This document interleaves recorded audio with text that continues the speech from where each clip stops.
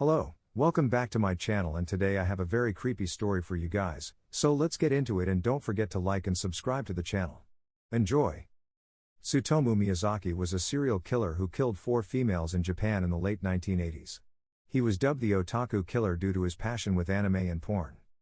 The parents of Mari Kono, a missing 4-year-old, got a box in the mail toward the end of August 1988. Several little teeth, a message that said, Mari, and a picture of the attire Mari had been wearing when she vanished were all found within the box on a bed of fine powder. Ashes, bones. Investigate. Establish. As they looked for their missing children, tortured families in Tokyo, Japan, would receive many boxes of clues, including this horrible one. But these young women would never go back home because Tsutomu Miyazaki, the otaku murderer, had turned them into his unwilling victims.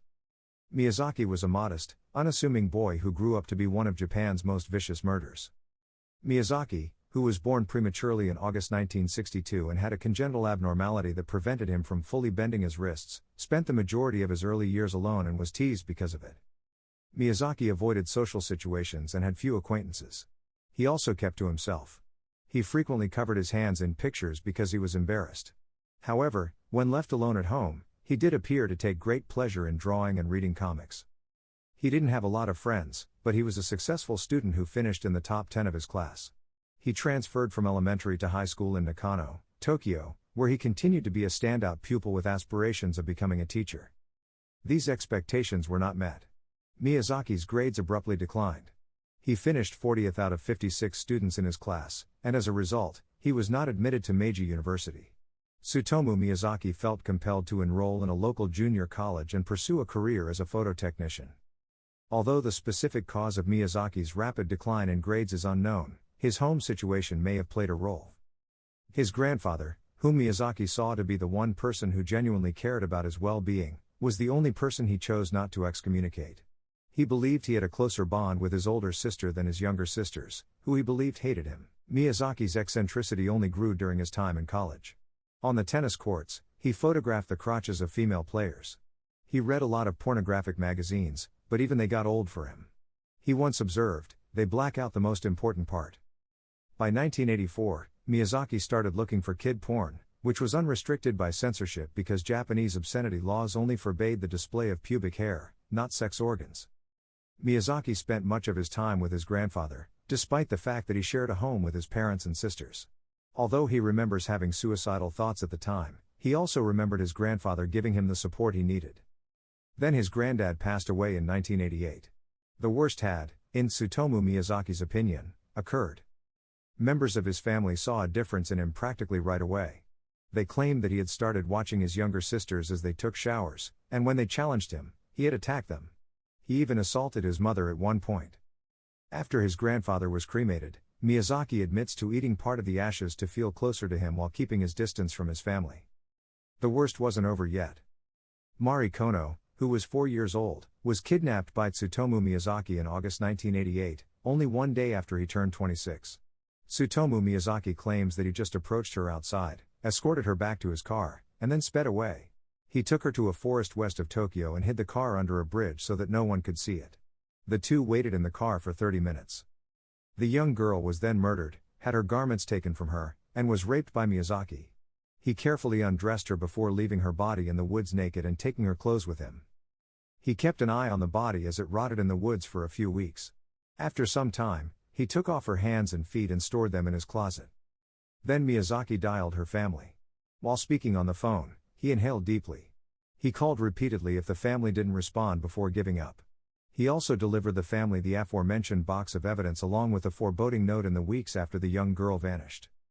Miyazaki kidnapped a second minor girl in October 1988. Masami Yoshizawa, age 7, was his second victim. Miyazaki saw her crossing the street on her way home.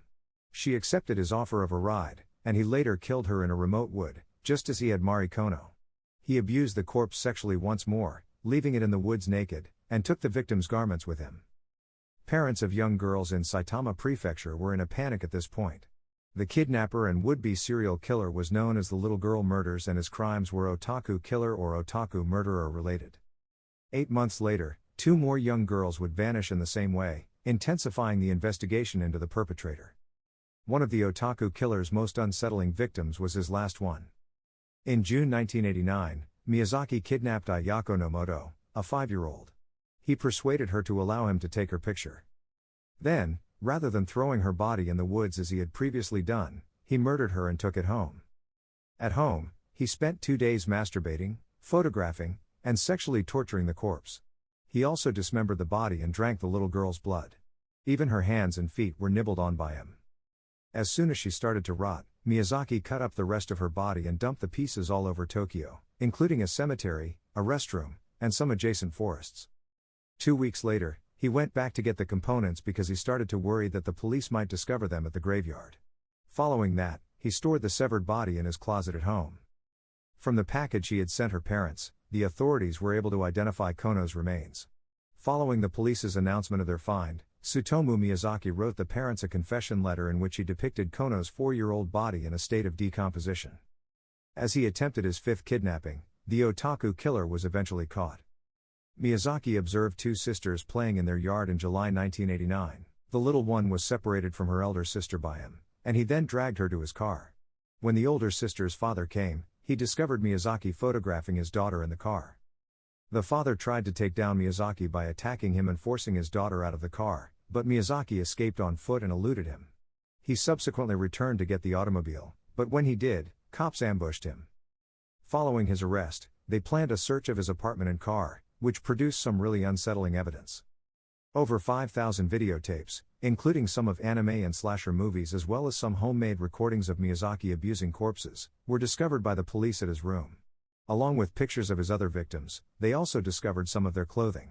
Naturally, they also found his 4th victim's body, which was already rotting and missing her hands, in his bedroom closet. Despite having committed senseless acts, he responded to queries calmly and seemed to be thinking nearly logically. When questioned about his atrocities, he said that Ratman, an alter ego that resided inside of him and compelled him to commit horrific acts, was to blame. The trial lasted 7 years. His parents openly rejected him at the same time as his father refused to cover his son's legal costs. In 1994, he would end his life. Tsutomu Miyazaki, the Otaku Killer, finally had an opportunity to atone for the heinous acts he did in 2008 after his sentence was carried out. He was hung. Could it be a different outcome if his grandfather didn't die? What do you think? Thank you for watching. Please like and subscribe to our channel. Stay safe.